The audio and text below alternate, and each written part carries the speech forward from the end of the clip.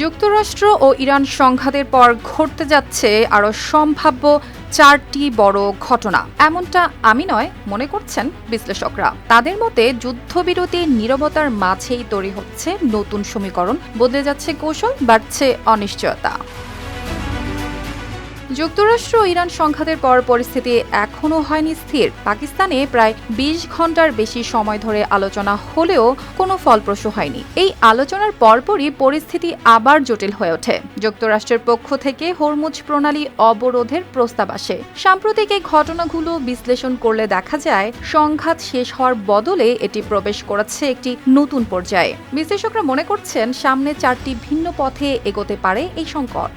প্রথম সম্ভাবনা হলো বর্তমান যুদ্ধবিরতি দীর্ঘস্থায়ী নাও হতে পারে। এর প্রধান কারণ হলো যুদ্ধবিরতির শর্তগুলো স্পষ্ট নয় এবং দুই পক্ষই এটি ব্যাখ্যা করছে ভিন্নভাবে। ফলে যে কোনো সময় এই বিরতি ভেঙে গিয়ে আবার শুরু হতে পারে সরাসরি সংঘর্ষ। অনেক বিশ্লেষক এটিকে স্থায়ী শান্তির পদক্ষেপ না দেখে একটি অস্থায়ী বিরতি হিসেবে দেখছেন, যেখানে দুই পক্ষ নিজেদের শক্তি পুনর্গঠন করছে। দ্বিতীয় সম্ভাবনা হলো সংঘাত সরাসরি যুদ্ধের বদলে রূপ নিতে পারে ছায়াযুদ্ধে। এর অর্থ হচ্ছে বড় ধরনের যুদ্ধ না হলেও ছোট ছোট হামলা বা চাপ অব্যাহত থাকবে। উদাহরণ হিসেবে বলা যায় সামরিক ঘাঁটি, জ্বালানি স্থাপনা বা সরবরাহ লাইনে আঘাত হতে পারে সীমিত।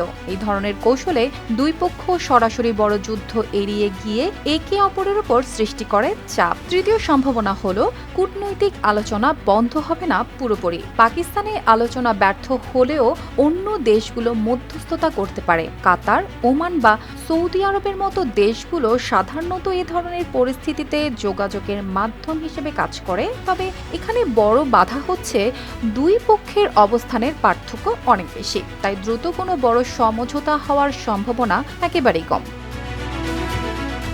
চতুর্থ সম্ভাবনা হলো নৌ অবরোধ বা সামুদ্রিক উত্তেজনা বৃদ্ধি।